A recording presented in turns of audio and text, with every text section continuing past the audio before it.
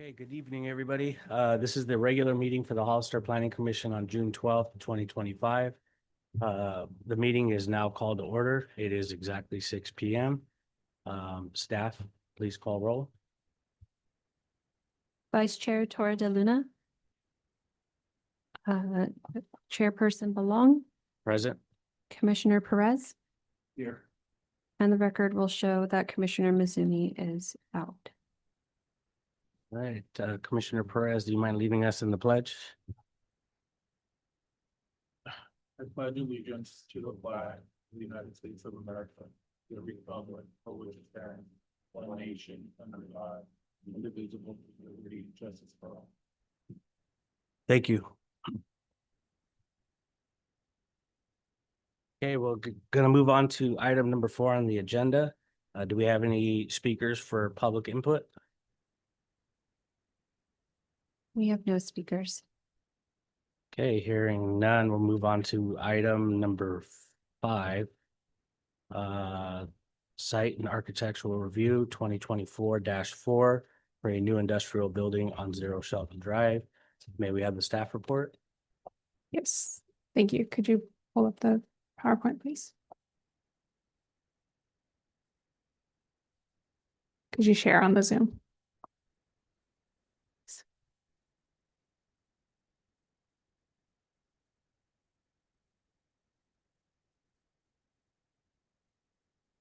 Thank you.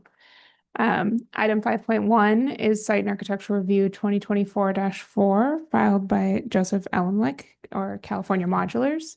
This is for the, can you advance? Next slide.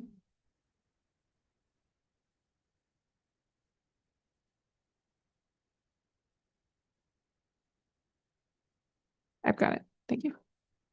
The project site is located on Shelton Drive. There's no address at this time for the parcel, but it's on the east side of Shelton Drive. It's currently a vacant parcel. The applicant is proposing a 54,541 square foot industrial building, and the parcel is 2.8 acres. It's a warehouse and manufacturing space with some ancillary office space, and their company manufactures mobile homes. So they make the mobile homes at this warehousing facility to be shipped elsewhere. Here's an image of the site plan. There's circulation all around the building, so 360-degree access with parking and landscaping surrounding the building. This is the front elevation that will be visible from the street, but behind landscaping area as well. It's been well articulated with multiple windows, different materials, and a split up massing to align with our general plan and other requirements in our industrial zoning district. For parking, the total required parking spaces for this site for all 3 of the different uses is 79 total required parking spaces, and there are 80 parking spaces provided. So it is meeting and exceeding by 1 our industrial parking requirements. This is the landscaping plan for the site. As you can see, there's been adequate landscaping provided throughout the parking areas, as well as a significant buffer in the front to enhance the street. We have a 35-foot landscaping setback requirement for our industrial zones. So you need 35 feet of setback, including landscaping, as well as the sidewalk. And this is meeting that requirement, as well as meeting our requirement for trees throughout the parking lot to provide shade every few parking stalls. For the California Environmental Quality Act, this site is exempt from CEQA pursuant to Class 32, which is our infill exemption. It's on a parcel less than 5 acres in size is consistent with all of our general plan and zoning requirements, and it's surrounded by development. The project overall is well designed. It'll be an attractive addition to the neighborhood and the industrial area on Shelton. And it's meeting all of our development standards for light industrial zoning district and buildings proposed within that district. And it includes significant and attractive landscaping throughout and meets all of our parking requirements. There is a proposed request for amendment to conditions. They were minor and staff agrees to recommend the deletion of 92, 98, 102, 103, and 119. They're all duplicate conditions, so they're unnecessary. So we're recommending approval of the modified conditions. There was also a request to modify a condition related to lighting on the street frontage. That condition was placed by our engineering department to ensure that the street frontage is adequately lit. It was not displayed in the photometric plan to be meeting our lighting requirements. So staff is not recommending that request to be accepted by the applicant. And our engineering department is here if there's more questions on that matter, but we are recommending to the commission to delete these 5 conditions. With that, the Planning Commission has 4 options. Our recommendation is the first, which would be to adopt a resolution approving Site and Architectural Review 2024-4 with all the findings and conditions in the draft resolution, however, with the modifications to delete those 5 conditions as we've discussed. You could also make amendments to the resolution or conditions. Otherwise, you could deny the proposed project or continue and request more additional information or clarification. With that, I'm happy to answer any questions. Do we have any questions from the commission? Yes. Just curious if they have how many jobs that they're gonna have available since it'll be making, right? Manufacturing. Yeah, I don't have that information, but the applicant is here. So when we open the public hearing, I'm sure that they would be happy to address that question for you. The only other question I have is on the duplicates that you mentioned. Why would those be there in the first place? And just curious, like what, is that just a standard or was it a mistake? So it was a mistake, but what happens is all of our different divisions in the DRC submit the conditions to planning and we compile them. So it's possible that we could look at exactly what they were. My planner, who was the planner on the project, wasn't able to attend tonight. But they were likely submitted by 2 different divisions. And so they got duplicated from the standard lists. Thank you. Commissioner Perez? I don't have any questions. I just had one question. Is there going to be fencing on the property on the perimeter? Unfortunately, I don't know that question. I would imagine that there's fencing along the perimeter, but I don't know if it encloses a yard just because I wasn't the planner on the project, so I don't know those exact details, but the applicant might be able to answer that question. I know that the access around is required, and if it is fenced in, it'll be required to have Knox box locks so that our emergency personnel, firefighters, police officers can unlock any gates to be able to access the building if they need to. But I don't know if it's enclosed yard. Is there a specification on what type of fencing it'll be? We don't have specific requirements for fencing materials, only that you can't have like barbed wire, won't be able to have barbed wire. I do believe we allow chain link in our industrial zone, so it could be a chain link fence. Any outdoor storage, which I don't believe there's any proposed because it's just parking, but any outdoor storage would have to be screened. So we would definitely make sure that it's meeting our requirements. And we do have a standard condition for fencing to make sure that it meets our requirements if there is fencing. Thank you. We will now open up public hearing at 6:09 PM. Staff, do we have a presentation from the applicant on this item? The applicant is here. I don't know if you wanted to address some of the questions or speak to the project. If you could come to the podium, thank you. So basically, what is it that we're gonna bring to Hollister? We're doing this operation right now in Gilroy, and we're looking to expand our business to here. We specialize in homeless shelters. We're actually building homeless shelter number 8 for the city of San Jose as we speak. Beside that, we specialize in ADUs and single family home. We build mainly out of steel. making the houses very light. So if we need to crane them into place, it's much easier. For your question, as far as jobs, we're hoping to grow for this to be the first one and then to acquire more land. But immediate for this building, about 35. Beside that, on the field, between project manager, designers, probably around 15. And that's basically it. Any question, please feel free. We're excited to come here. We're doing other things, other developments, smaller, but we're here. I live in Morgan Hill. For me, it's like perfect. I do have follow-up. Thank you for, bringing jobs to our community and for doing that work for the unhoused.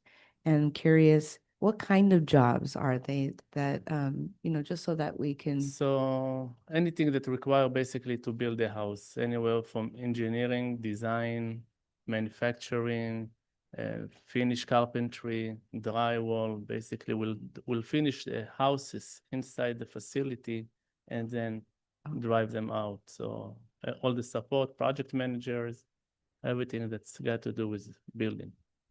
and because I was thinking when you were talking about the fencing, I was thinking about that too, like, but you just said you build inside the so- warehouse, nothing outside. So the way we want to keep the building is super pretty and beautiful. This is not like a storage or anything like that. We'll have a showroom inside so clients can come and actually choose their finishes inside the building. It's basically going to be one-stop shop. You come in, you select everything you need for your house, and we'll see you in a few months and deliver your house with the finishes that you selected.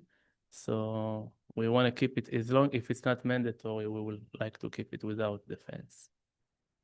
Thank you. And I'll just, one more thing, you don't have to do this, but just something to think about. We Yeah. always think about our community. So- Morgan Hill similar, right? Yeah. Small town. But just, think about partnering with the high school for opportunities We'd for, love to. for- That's why we want to come in and start talking with you guys. It takes a lot just to get this to this stage. So we're very busy, like building that. Alongside with that, we're doing other development already here in Hollister. So we're very excited about it. thank you.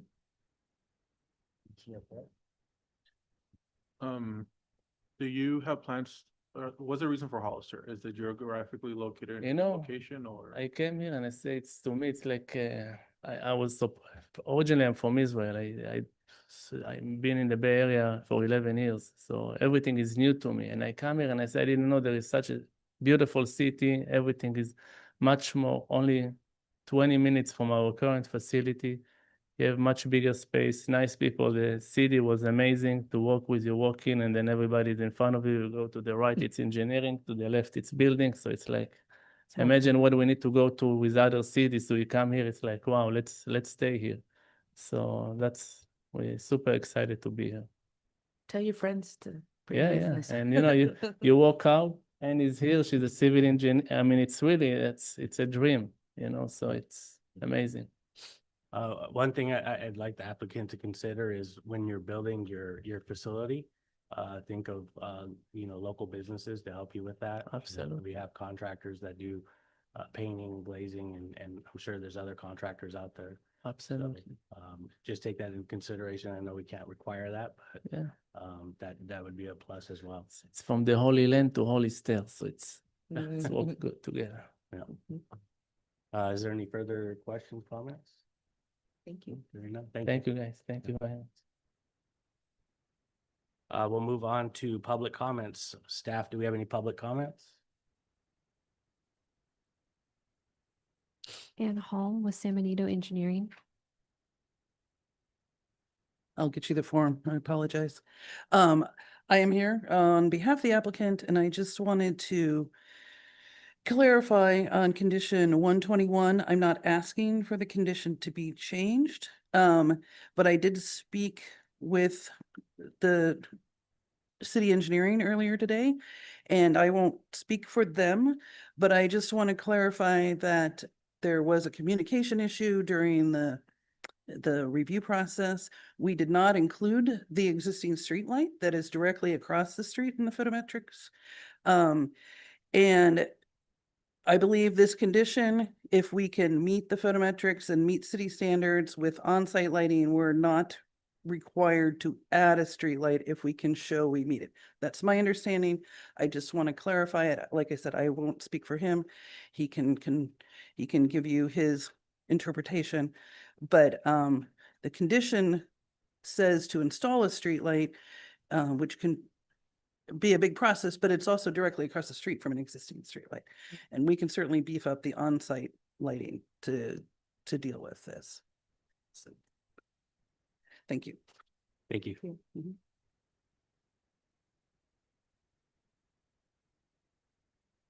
I'm curious about that. Who else could- We can address it after the public hearing if the commission would like us to, yes. Is there any further public comments? None online? No more speakers. Okay, we'll close public comment at 6:15. And you had a question, Prasad? Yep, on the lighting, can you just clarify for us if it is a requirement for the street light to be, I'm assuming on their sidewalk, right? But there's already an existing one across the street? I'm going to ask Marco Martinez, our associate engineer, who's here tonight, if he could address that because that's coming from engineering. Good evening, Commission. So the comment was established primarily to, because initially the applicant submitted photometrics and they were reflecting lack of lighting along the project frontage. So the condition was placed to cover our bases and whether there was a communication issue that didn't reflect the adequate lighting on site. I mean, the comment would still apply. So we were just trying to cover our bases. If they're already providing sufficient lighting, then we could just go ahead and do away with the comment at the time of improvements. So is that like a requirement in there or is just a comment?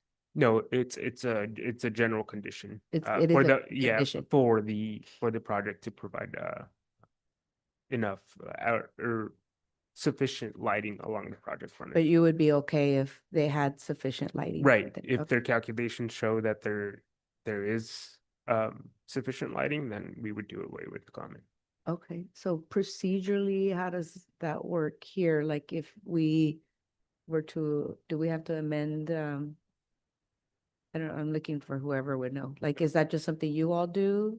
That you just, oh, it's no longer necessary if they had sufficient lighting? Right. Or do we so- have to approve it in? No, Okay. I don't think that you guys would have to I mean, approve. I would recommend that you do make sure the condition is clear Okay. that they That's- only have to install the light if and I If don't they know don't have sufficient lighting themselves? Yeah, Okay. and the way it's drafted,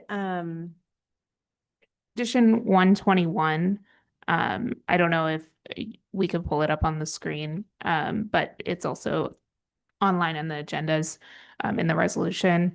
But it reads photometric plan.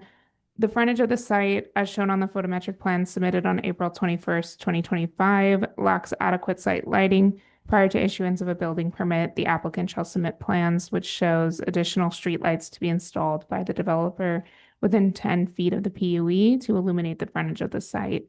A revised photometric plan shall also be included with the civil improvement plans. So it does indicate that they shall be installed. I'm trying to think if there's a way that we can include language. probably say, it shall be installed if They do not provide sufficient lighting on yeah, the if property? if a revised photometric plan does not indicate there's sufficient lighting, something to that effect. Yeah, so perhaps the applicant shall submit plans which shows additional streetlights to be installed as necessary to ensure adequate illumination by the developer within 10 feet of the PUE to illuminate the frontage of the site.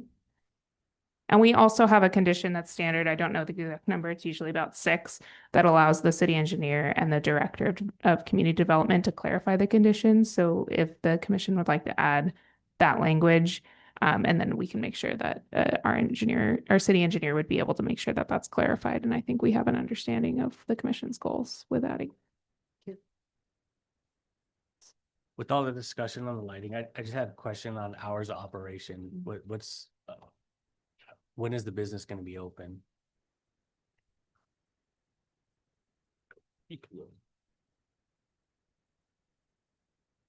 The way we work now, we start at 7 in the morning up to 4:30. Sometimes we get deliveries later, but for the most part, that's the Daylight. business hours. So there's nothing in the evenings or after hours? No. Okay. Thank you. Any further questions? Discussions? The only thing with the lighting, even if it is during business hours, I'm just thinking, you know, because that area is dark and Mhm. out, you know. Just for thinking future, right? We do want sufficient lighting Mhm. regardless. So, yeah. If there's no further discussion on the item, I'll entertain a motion. Anybody would like to make one? Yeah, I'll make a motion to approve, the recommended, I didn't pull it up. Adopt a but is it with amendments or is it as, I think you would have. with Yes. amendments, right? So it'll be your motion. I would have you read off number 1, and our resolution number is going to be 2025-15. So you would say adopt resolution 2025-15, and then the Okay. Adopt resolution approving site and architecture review 2025-15. it would be resolution Resolution. 2025-15 approving site and architecture review 2024-4. 2 numbers. With the findings contained in the draft resolution and conditions of approval with the modifications as discussed. Thank you. Perfect. We have a motion. Is there a second? Second. And there's a second. All those in favor signify by saying aye. Aye. Aye. Passes 3-0. And thank you. Thank you. And we have item 5.2, appeal 2025-1 regarding 1381 Carriage Road fence. May we have the staff report? Thank you. This item will be presented by Associate Engineer Marco Martinez. Thank you.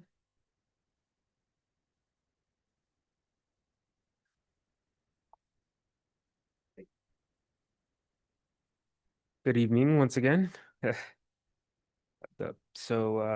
item before you tonight is Appeal 2025-1, Alan Leon, 1381 Carriage Road Fence Extension Appeal.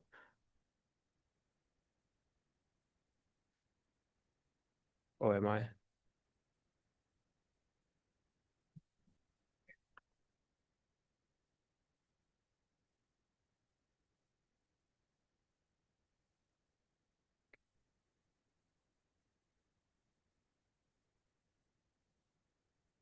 Where should it be aiming?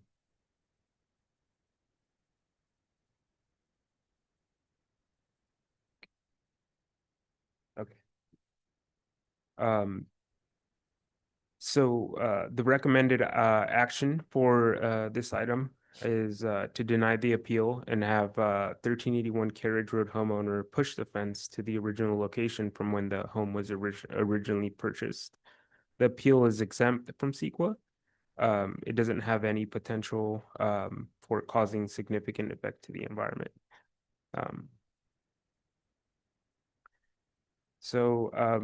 At March 2027, the meeting for the Planning Commission, the commission held a public hearing to consider an application for the appeal of 2025-1 filed by Alan Leon related to the location of the fencing in the Mirabella 2 subdivision. Following the public hearing, the Planning Commission continued the item directing staff to return with the following: the plot plan for 1380 Cavalier Court, which is a neighboring parcel behind 1381 Carriage, the building inspection report for 1381 Carriage Road, and all active code enforcement violations for the Mirabella 2 subdivision.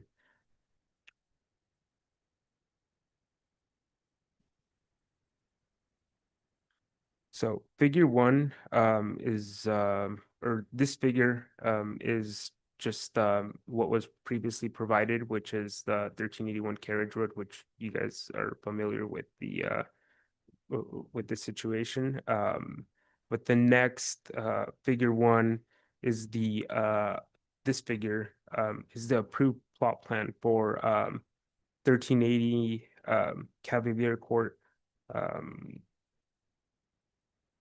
So this approved plot plan for the neighboring parcel behind 1381 Carriage does not show a fence in the PUE, which means it was incorrectly installed by the developer as well.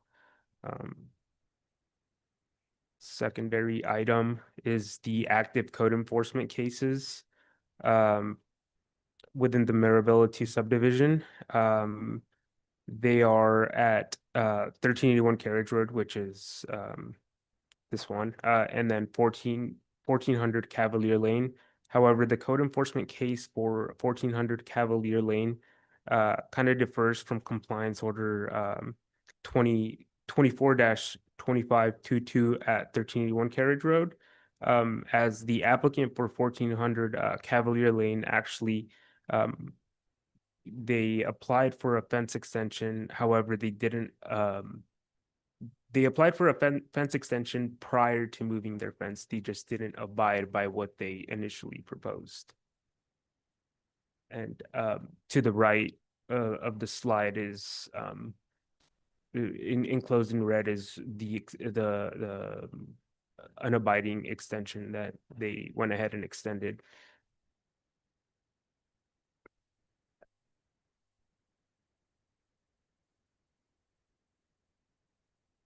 So on September 11, 2024, the homeowner for 1400 Cavalier Lane submitted a fence extension application proposing no extension along the side yard fence, rather extending their fence 5 feet south, as shown in the exhibit. This proposal was abiding by the 15-foot front yard setback requirement established in the city's municipal code. As a result of this application at 1400 Cavalier Lane, the City of Hollister's Engineering Division approved and issued fence extension application 24-06 at 1400 Cavalier Lane. Weeks thereafter, the applicant processed to deviate from the approved fence extension application, hence the code compliance case was issued in April 14th, 2025.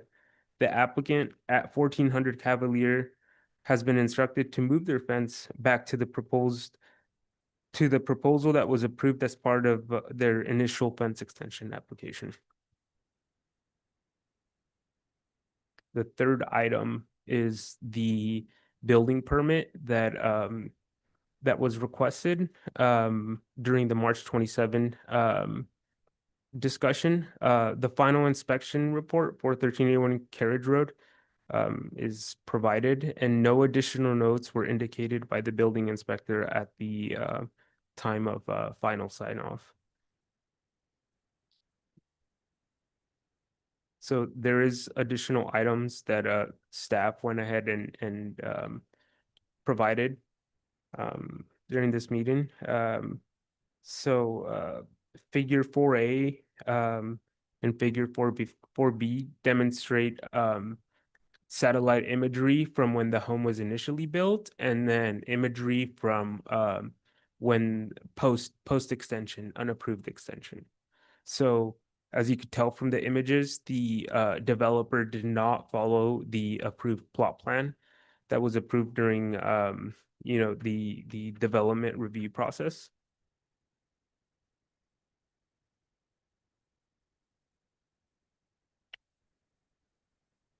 So additional items that are on the staff report, city staff was able to retrieve all of the plot plans records for the corner lots within the Marabella 2 subdivision. All 31 approved plot plans that are attached to the staff report. None were approved with fences in the 10-foot PUE, which means the developer incorrectly installed the fence at multiple corner lots within the entire subdivision.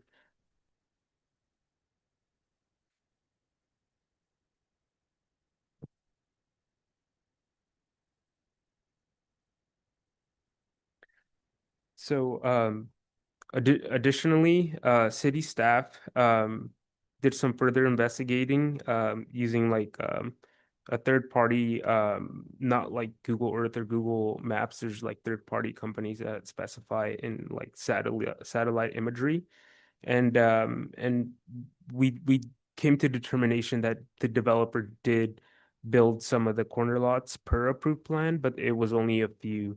The city should have caught this deviation at the time of construction, and it acknowledges its inability to correct the mistakes from the past. City staff were able to obtain email records from other fence extension inquiries after the final acceptance of the Marabella 2 subdivision. Multiple inquirers mentioned Kuiper Homes, the developer for the subdivision, assured the original homeowners of the ability to extend the fence without any issue. The developer never mentioned to the homeowners of the city's fence extension restrictions set forth by the city's municipal code. This may have been a sales strategy used by the developer to have owners pay a premium for a corner lot. Either way, the city acknowledges the mistakes and past exceptions that were made. Furthermore, email records also indicate the city provided fence extension exceptions at the following locations: 1416 Waterwheel Lane and 1470 Cavalier Lane.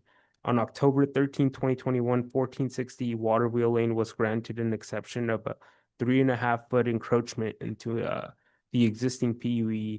And on January 3rd, 2022, 1470 Cavalier Lane was granted an exception for a 5-foot encroachment into the PUE. Both exceptions were granted under different direction of a previous director. The 1470 Cavalier Lane was granted 5 feet of encroachment into the PUE to provide the homeowner with the minimal access to the west side of their home to the rear yard.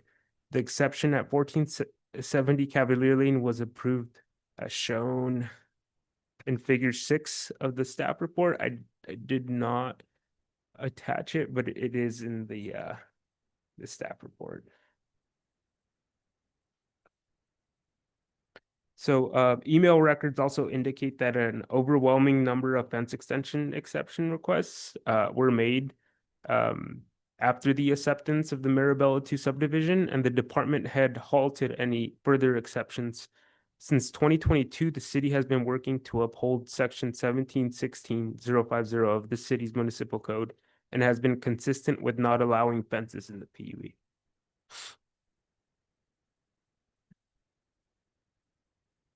So in terms of staff recommendation, staff have reviewed the applicant's request for the placement of the rear yard fence at lot 91 of the Marabella 2 subdivision within the 10-foot street side setback of the lots within the established easement, and have determined that the placement of the fence on the property line would create a potential safety hazards and is inconsistent with the dedicated the PUE dedicated on the subdivision properties. Staff have also conducted additional research and determined the developer deviated from the approved plot plans, thus wrongfully installing a fence that did not abide by the city's municipal code. Based on email records and the subdivision's approved plot plans, staff did their due diligence to uphold section 1716.050 of the city's municipal code upon plot plan review. The historical satellite imagery for 1381 Carriage Road clearly indicates the developer deviated from the approved plot plans. The city acknowledges the fence was installed incorrectly by the developer, and the deviation should have been rectified before the building permit sign-off. But there should be no perpetuation of a violation of the city's municipal code. Staff recommend the Planning Commission deny the appeal and require the homeowner of 1381 Carriage Road to return the fence to the original location at the time the home was built in 2021. This recommendation will allow Mr. Leon to keep the side access path to the backyard that came as a premium with the purchase of the home. The recommendation will also allow the city and other utilities to access a portion of the established PUE for future improvements and or to maintain essential infrastructure. The recommendation will also remove an unpermitted pony retaining wall that is currently in the PUE. So there is actually a slight error in the draft resolution as shown above. We highly we suggest for the changes to these minor errors.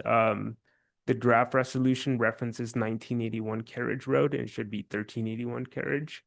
And the phrase strike through above should be replaced with a street side fence to be pushed back to the original location from when the home was purchased.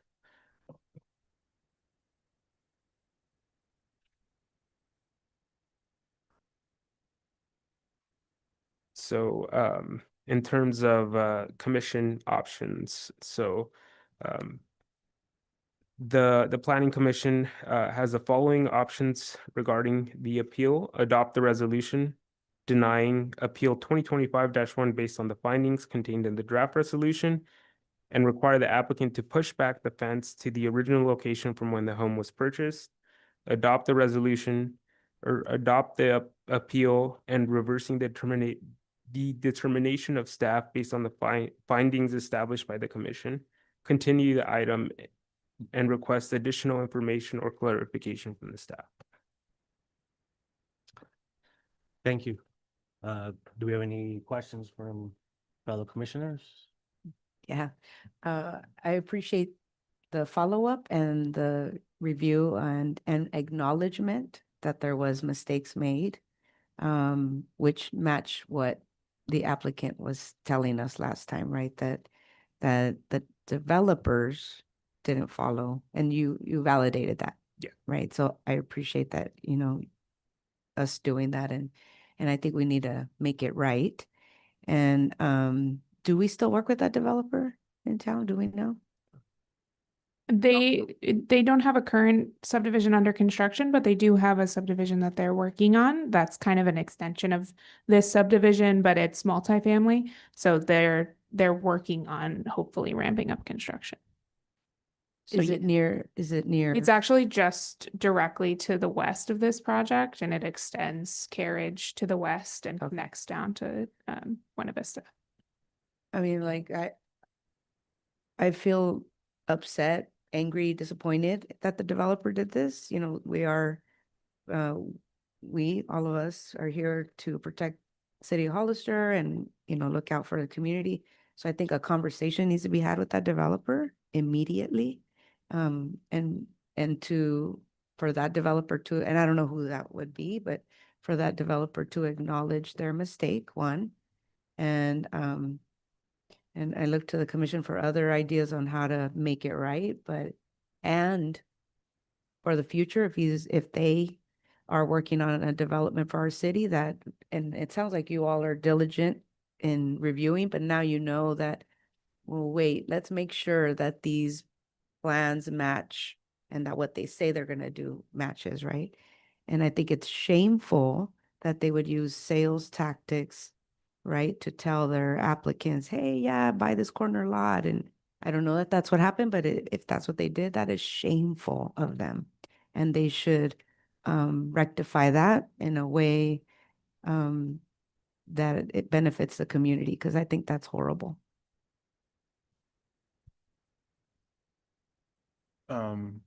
Again, thank you for all the research. Is more than what we asked for, so we appreciate that. But there's always a reason, right? They did this, right? I'm looking at the plot plans, and a lot of the corner lots would have had the fence touching the house, right? Is there a municipal code that states that they must have access from at least one side of the home, or why was for figure 6, for example, they were granted to give them minimum access on one side? So is that the So reason, or is that lot has access through the other side, right? Yeah, through the other side. So if it was touching against the house, that would have been acceptable, like figure 6, for example. No, I mean, for instance, if they did not have access through the other side, is that your question? Is there anything in our municipal code that says that they need to have access to the? I think Possibly. I don't want to say for sure. That would be more like I would say like maybe like a fire code, perhaps. Maybe we could confirm that. I think that would be good, especially for future developments, to know if that is in the code or if it's just a safety. Right. I just pulled figure 6 just to make sure I understood the question. Is the question regarding like a side yard access? Yeah, so you see, I believe the dotted line, the vertical dotted line, I believe that is where the fence was supposed to go. Is that it, or? That's the PUE itself. Okay. Yeah, and so, and I can say just from, it doesn't look like, I mean, I'm sure my signature was on this one as well, because this was the time when I was approving plot plans, and essentially the fence only comes into question when it's within 10 feet from the property line. So in this case, there's also a 10-foot public utilities easement, which is where engineering's concern with an exception to allow it closer is. We do not have any requirements related to fencing to mandate a side yard of any size. And so technically you could have a 1-foot side yard under our code. We don't have any minimum or maximum distance required between a side of a house and a fence. We only have setbacks to the physical building. And then on these corner or street side fences, we have a setback to a fence regulation. So we're looking at it within that 10-foot setback. But in between, we don't have a minimum in our current code. And I didn't see a line item for fence on the inspection list. What would it be under? So that's a question that we've had, especially as this has come up. Single family homes are inspected by our building department. So it's conversations we're having of making sure that they're looking at the fences because they're the last eyes on these buildings. So.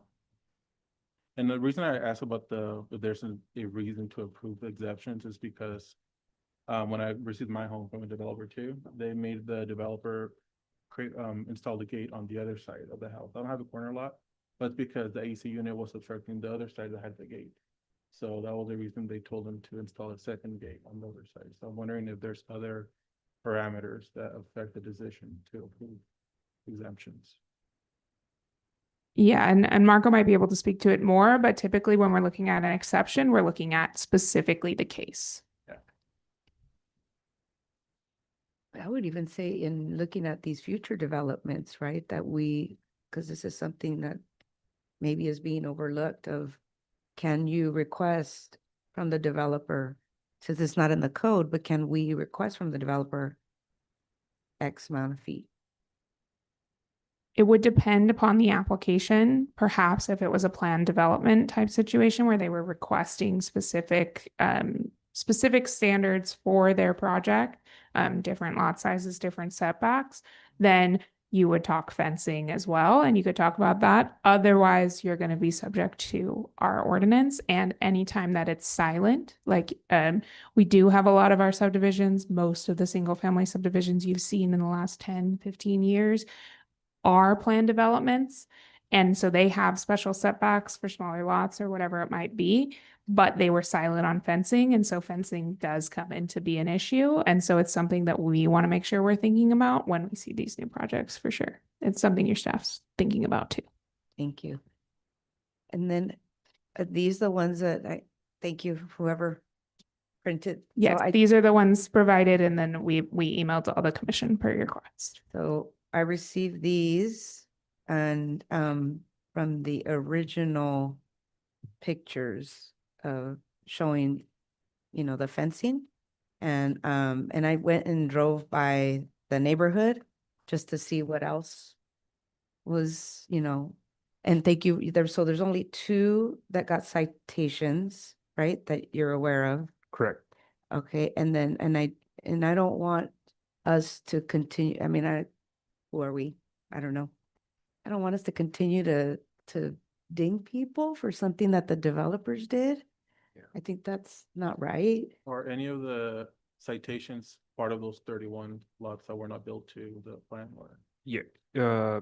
No. So actually, the one other citation, their lot was actually built per approved plot plan, but the owner decided to apply for a fence extension application and additionally add it onto it. Yeah.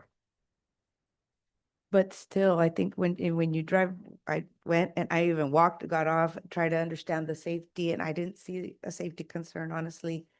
But, and the fence is beautiful and other people's fences are beautiful, and I don't want us to go out there and penalize people, but I saw different things that I was like, oh, that's nice, and oh my gosh, and hopefully they don't get in trouble. And, and, how do we make this right? Because that neighborhood, it sounds like, Can did I not, suggest that before you start actually discussing the merits of the appeal, that you open the public hearing? Oh, and but hear thank you. from Yeah. the Public. okay. Then we say, then we're done here? When you're done with your With questions. questions. So is there any further questions for staff? No, thank you. Thank you. So I will open up the public hearing now at 6:45. Staff, do we have presentation from the appellate on this item?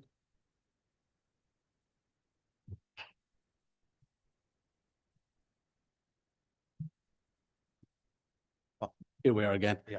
I mean, last time we were here like 2 months ago, we were all reiterated like multiple times that there was no way they would pass the house without approving the construction plan. I work in construction. I'm a union electrician. I deal with this stuff all the time. And truth be told, it was wrong. I didn't lie. I've been pretty much called a liar for the last year. Spent about 20 grand in lawyer fees. There's actually a neighbor here. That's the other house. It's not only 2 houses. I've actually had a bunch of neighbors come up to me because there's letters sent out with my appeal. They're coming up to me like, hey, how's it going? They left a note in my house, my rear door neighbor. He told me about another neighbor, this guy here, and it's pretty much everybody. We're being penalized for something that was set up by the home builder. I did pay a premium. I don't really remember. I have a terrible habit of not paying attention to dollar amounts. Probably like 10 grand to 6 grand to buy a corner house. I know he paid 10 grand to buy a corner house. And we were told like, hey, buy this, you get more land. It's more of a quality of life thing, bigger fence, family, pets, stay home, right? But that's why I bought a house. And now I'm being told I can't do anything with it. And I got to push it back pretty much. And the weirdest part to me is for the last year, he was telling me 10 feet, 10 feet, 10 feet, which is his PUE. And now he's like, no, what? It's okay. Let's put it in the middle in the PUE. So the PUE doesn't really, we did a little bit of research. I spent a ton of money on an attorney. All utilities are in the middle of the roadway. And like I previously stated, if any utility company in the future needs to access anything, I can do a notarized letter, cost on my behalf. I can move the fence. They can come in, do whatever they want. That's part of having what I want, right? I'll take that into my pocket and make it happen just to be able to get this approved and not have to backtrack. But that's pretty much it. Thank you. Any questions for the applicant? yes, what kind of letters are they sending to the neighbors and who's No, sending them? the little flyer that says like Alan Dion, Oh, 1381 is like- appealing. blah, Okay, blah, blah. okay. Yeah, Well, no, in your favor, well, letting them know that. letting them know. Okay, I'm I here. thought it was a city sending No, safety warnings. Okay, no, no, okay. yeah. And yeah, I did drive around and it's the neighborhood. And so are we gonna ding the whole neighborhood? No, we should not. So, what is your thoughts on the recommendation of in the middle? It's gonna cost me a ton of money that, I mean, money's money, right? We make mistakes. I made the mistake by not applying first and I take full responsibility of that. But now I don't understand the 10 feet, but now you're in the middle, so you're still in there. So what's the difference? If we didn't take it to this point, he wanted the fence in my living room last time. He wanted it all the way in. So I don't agree with that recommendation. And the neighbors here, not to put them on the spot, but they're the ones referenced On the in other the photo, citation? yes. Okay. Commissioner Price? Just to be clear, the neighbors are in the pictures starting in figure. We have pictures of their. Yeah, they're 1400 Cavalier Lane. 1400.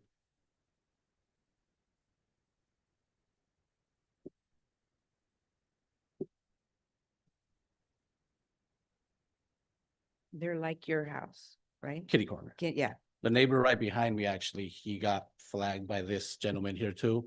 And he came down to City Hall and they were like, sorry, he's like, I've never touched my fence ever. And I guess he was apologized to and said, oh, we made a mistake, you're fine. Oh, So he wasn't too happy about that either. recently? Yeah, we just talked yesterday. Recently, he got flagged. Yes.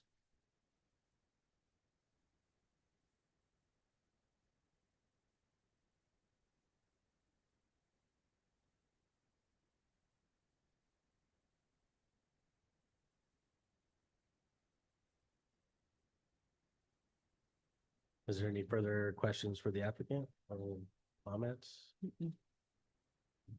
There's comments, but not for the applicant. Thank you. Thank you. Do we have any other public comments? Yeah, this is public comment. Mhm.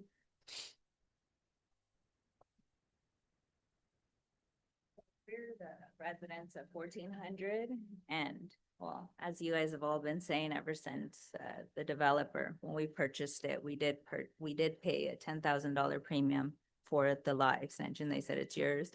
They even said you can look in your title and in there it says once it's purchased, any easements will go from the grantor to the grantee. So I figured those, like, we can do this. And then as Marco stated, we had been applying, I believe I applied in 2020. We applied multiple times. Multiple times, and like he said, first time I applied, it was to have my fence extended to where it's at. But I was told that there was too many applications, so they were holding off.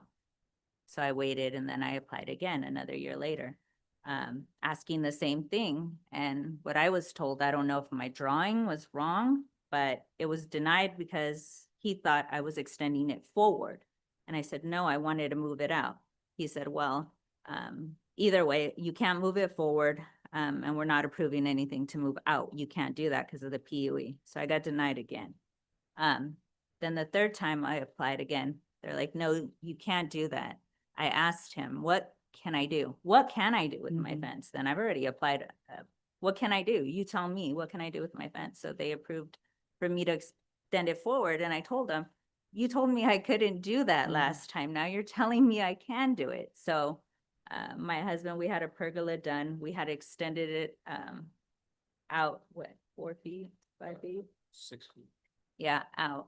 I went, I applied. This is when I asked him, if I can't do this, what can I do? He said, you can move it forward. I go, okay, well, give me the permit then. We'll move it forward. But I told him it did cost us some money to move it out. So it'll be a second, but if you're saying we can move it forward, then when we do get the money, what is it, like $8,000 to move the fence? So it's not like money.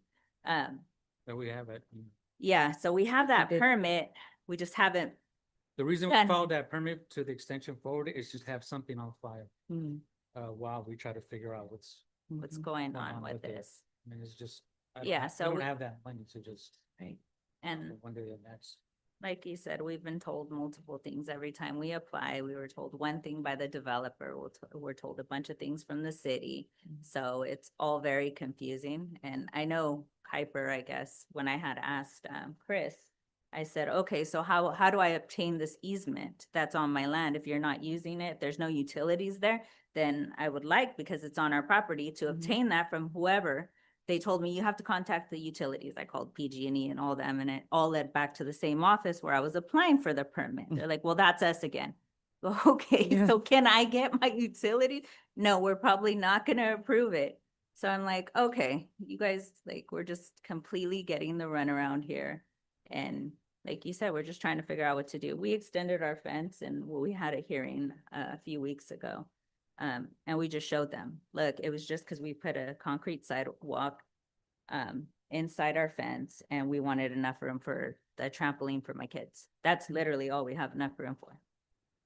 We're not doing anything crazy. We just want. We were also told that we could apply to buy the 10 feet PUE from the city, that they would, we would have to purchase it from them, but we would have to move the fence back first to close that case. Then we could apply, and who knows if we even He said get it, approved but to I don't that, think. to buy the 10 feet. I'm like, well, this is our property, right? Right. And we What- paid the 10,000. We paid the extra 10,000, so I just don't understand how.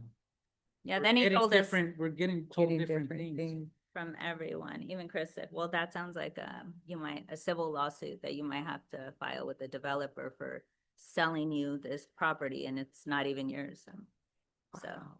Did you all get cited too? Yeah. I didn't Yes. catch that. Oh, so. yeah, He actually called me today and said, so. We had the hearing. Oh, that's After right, the with hearing, citation. the hearing that, we were denied, so I have till July 14th to move Got it it. back, Got it. or else we'll decide it every day. You'll be cited. Right, There you because it's still.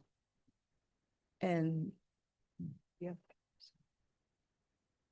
On this too is public comment. This is not the applicant, so generally we just. Oh, That's right, it. right. Yeah. My bad. that was Right, just you're right. our part. Thank you, thank you. Thank you. You're right. Well, would they become an applicant? No? Unless they apply for something, but no.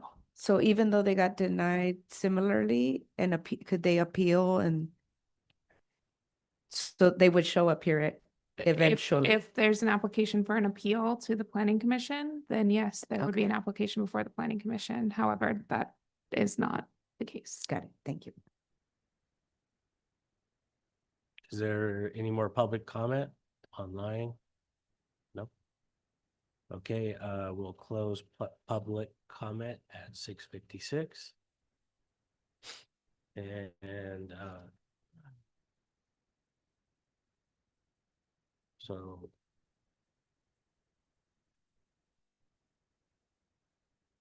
it's up to the commission now, so Mhm. open it up for our discussion. So I think clearly there was mistakes made there by the developer, mistakes and also not just mistakes, I think glaring, purposeful, shameful sales pitches, right? That led people to believe that their land is their land and then they couldn't put their fence where they thought they could. And then I think it's this other piece of being charged by the city. I think I want to follow up on that.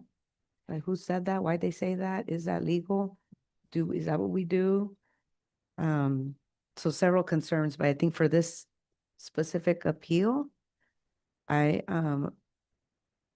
think, let's see,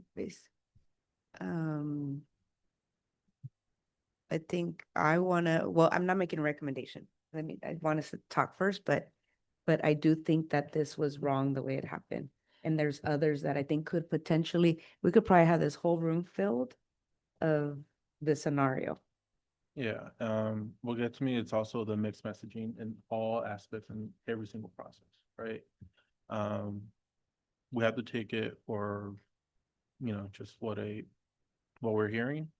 But I'm hearing mixed messaging from the developer, from the city while trying to follow the process and, other applicants, and also regarding just the fact that this was inherited by the current leadership of the city. So I do acknowledge that. And yeah, and whatever we do is gonna, set the precedent, but it just doesn't. I don't know what other piece of information we would need to help us decide, but this was not what I expected, to be honest. I know we requested these items and appreciate the research, but it just goes to show how, there's nobody here is the source of the problem, right? They Right. inherited all this, so I Right. just don't know. We have to make it right. And I actually, I didn't want it to be true, but that's what I suspected.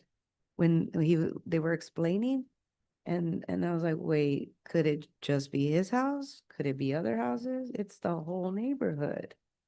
And so that's not right. I think we are tasked with figuring out what to do with Mr. Leon. And yes, it will impact the neighborhood, but I think it could impact in a good way.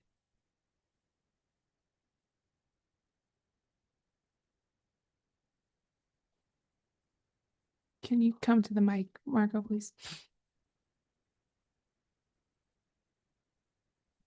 just before you guys go ahead and pick your options, this is going to set a precedence.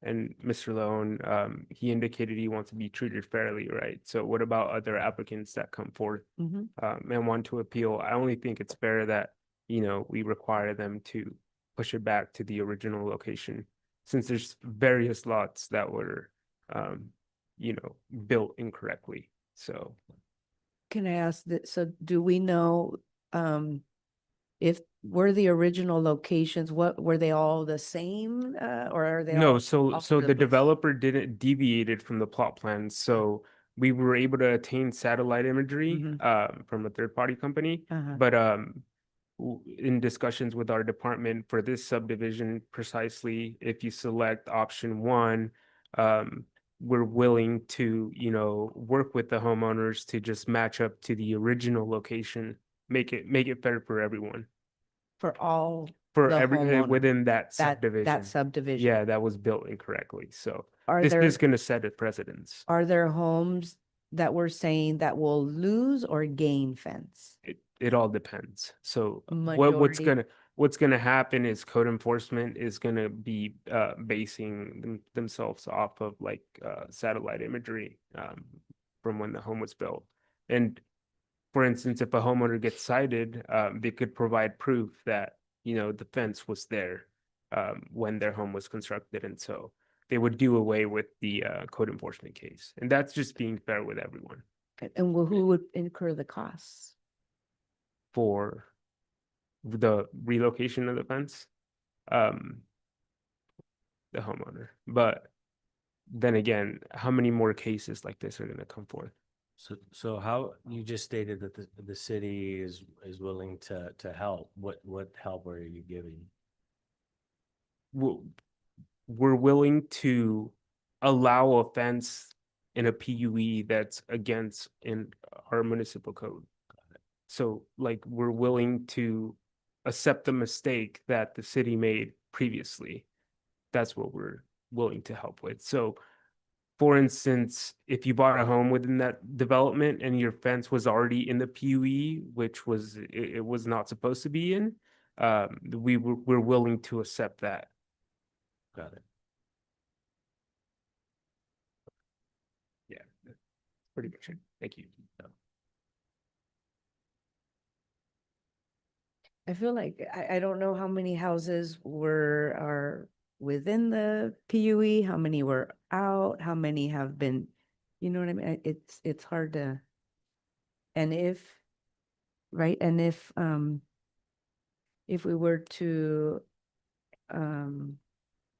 leave it the way it is, the impact, then just remind me, the impact is, could this approval be for this development only? That's my question first. Or is that a different, like if we're like, leave it like this, honor what, you know, Well, the But- action before you is just this just in, particular fence, and so that's what you're tasked with deciding, so you wouldn't be able to make a decision for the entire development if that's what you're asking. But Could- you could, in your decision making, if you want to avoid setting precedent for the whole city, yeah, I think just by making your comments and putting them in the public record that you're really only considering what happened in this particular development, that could be considered later if someone were to appeal offense okay, in another development. thank you for that. We could probably add that to the resolution, in fact, just Okay. that So what part of is- your decision making is that Because of errors made by, in this particular this case. development. So the decision being made tonight wouldn't necessarily set like a case law then. No, I mean, you're never required to abide by precedent when you make a decision. I don't want to, well, I won't say never, but you're making decisions based on the particular facts in front of you. And, even the neighbor could have different facts that you may make a different decision. It's just informative if someone, and the next person, the neighbor comes and appeals and they said, well, you did it for the other guy. You're really going to have to distinguish that particular situation from this one. Yeah, that because makes my sense. concern is just opening up the floodgates. If we allow it, then we're basically telling everybody they can do it. Yeah, but if you're making this decision because this was not right, then maybe that's the right decision for all the situations. But again, it will depend on what the facts are for each of those separate appeals. I feel like it was not right. I feel like this was not the applicant's fault, right? Of the fencing and how, and I agree with you, like, it's been a lot of miscommunication, it's not clear. And so, you know, I'm leaning on, Yeah, just want to say one more thing. Yeah, go on. It's a really hard use case to implement code enforcement, right? And that's kind of where my mind is at. Like, I understand the need to do that. But when for example, if an applicant is given the runaround, you know, what action will they take if they can't get a determination from a city, you know, from staff or whoever they may be talking to? I'm not saying that was this applicant's situation, but the evidence is there that it was all over the place. And the fact that this wasn't caught in multiple plots in that development makes me think that there was mixed messaging, and when there's mixed messaging, there's decisions made like this, like moving a fence without having the permit. So that's my final thought on this. Further comments? No? For me, it's, you know, I work in construction myself, and, you know, there's a reason why there's permits and everything else, and code enforcement and things of that nature. And I just feel like I don't even know if this is in our purview to make a decision on this, because I mean, this is code and it was circumvented. And now we're being asked to make a decision on codes that were circumvented. It's just, this is a hard case.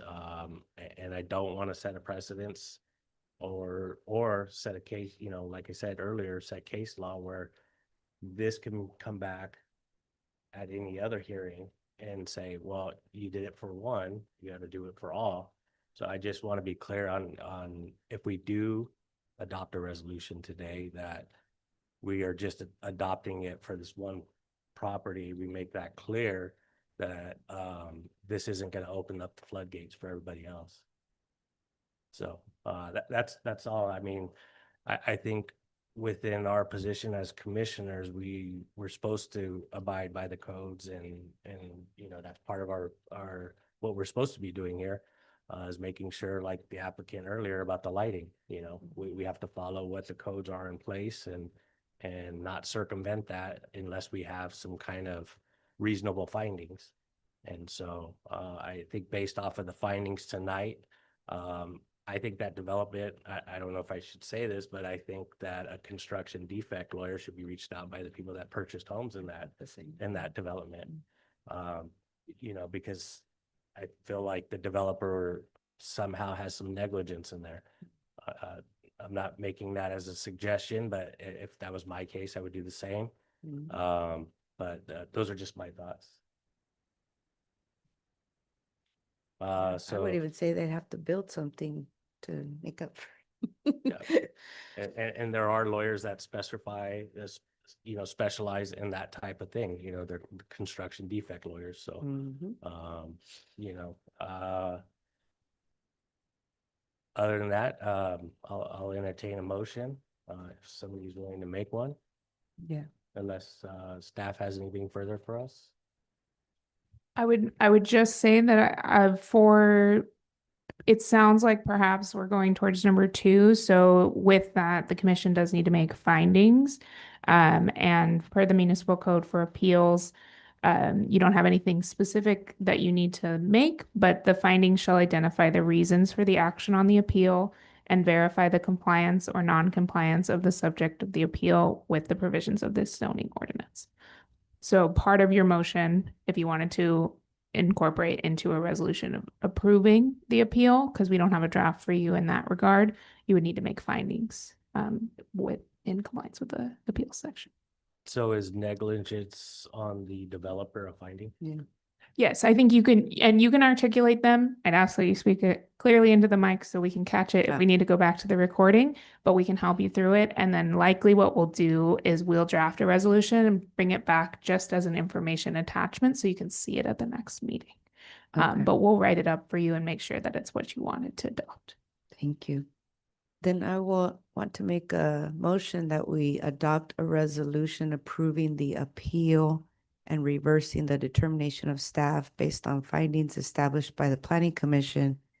And the findings would include the negligence on the developer's part in how would I say this? In that it didn't match the The Plans. plot plans. the plot plans, Mhm. that's one. I think also our mixed messaging, or what would be the appropriate term, runaround that the city did with the applicant, or you could say mixed messaging or back and forth. I think that's, unless you all have anything else. It's your motion. Oh, right, it's mine. But you can help me, team. I Yeah, think you the can- other you thing I can- want to say, to your point, I want to make sure is that this is specific to this applicant because of what they went through. That it's right, because I think that way it doesn't set a precedent for the whole city, but this is specific to Mr. Leon's situation in this neighborhood. And Is that- Commissioner Torres de Luna, if I can just make a clarification to make sure we understand the path forward if this motion is adopted, it would be to allow the fence to remain where it is and as it is. Yes. Okay.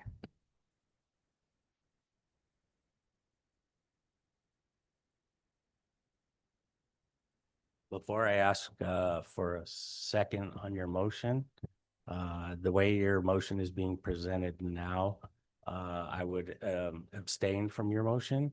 I think there needs to be language in there.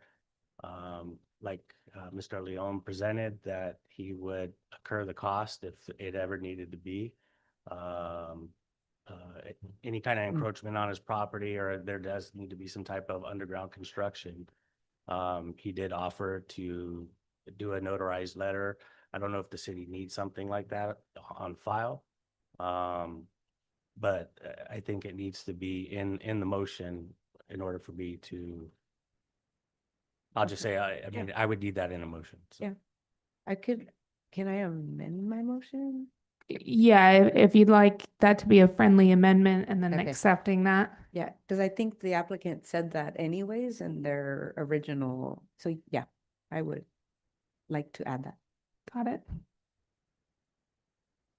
So, can you give us everything that we have on the motion? Okay, thank you.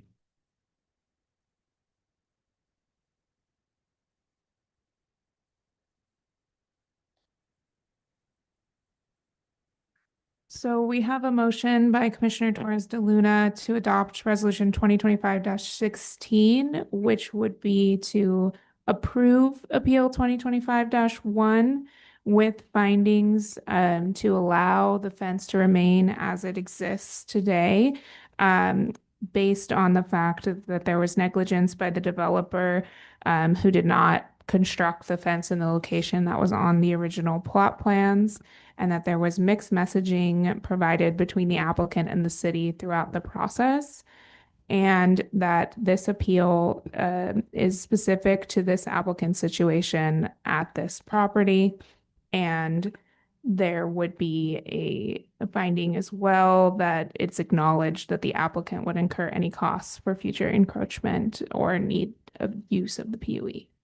If I could just request that you strike the word negligence, because that does have a legal meaning, and just say that that it wasn't constructed pursuant to the plot plan. Pursuant to the plot, that's fine, yeah.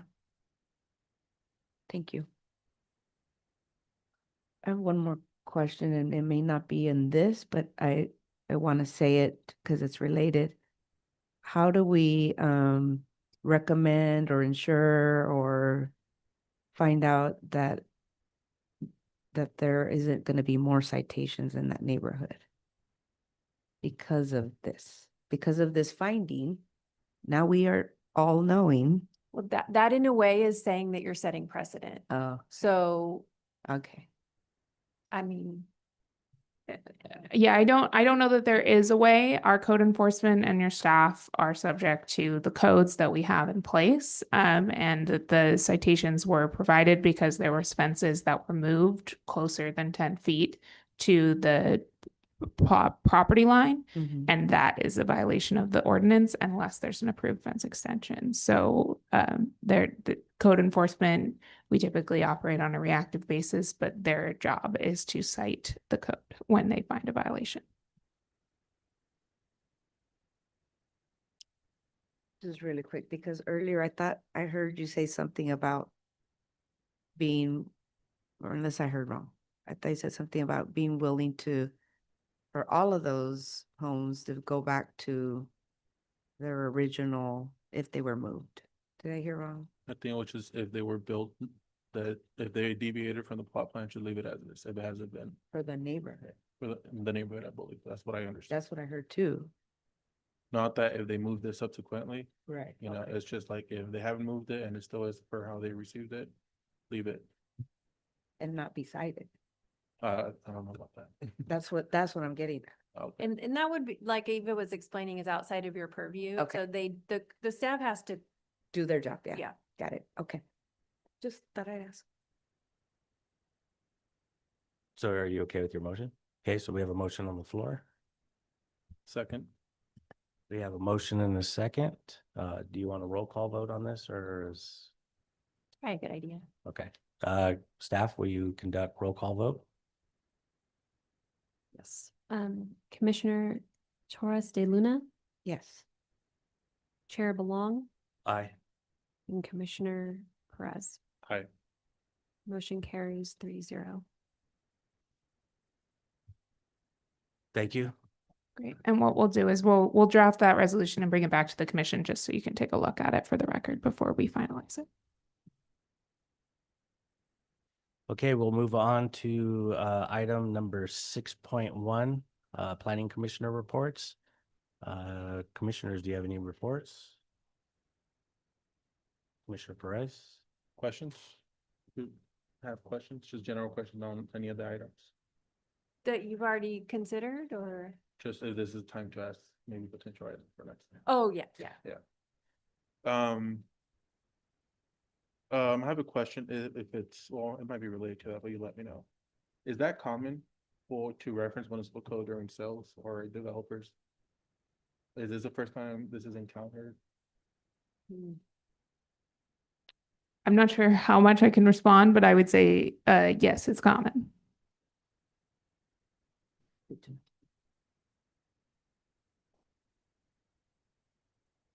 Any further questions? No? So on my end, I've been thinking about this. I've been a planning commissioner in other cities. I know Hollister is a smaller city, but I came from a smaller city and I don't know if this is the right appropriate time to ask this, but our stipend is at the $25. Has it ever been considered to be increased at all? To match other cities, surrounding cities? I'm not sure, but we can look into that. Okay, Yeah, and that would be by action of the city council. okay. Thank you. And we'll move on to item 6.2, Planning Division reports. I would just like to report, just for the commission's information, that the appeal that you heard for the fencing in the Farmstead subdivision was appealed to the council and they upheld your determination on that project. I don't think I have any other reports at this time that I can think of. Okay, that'll leave us with one thing to do. Is there a motion to adjourn? So moved. We have a motion and Second. a second. So we will call this meeting adjourned at 7:19 PM. Thank you, everybody. Thank you.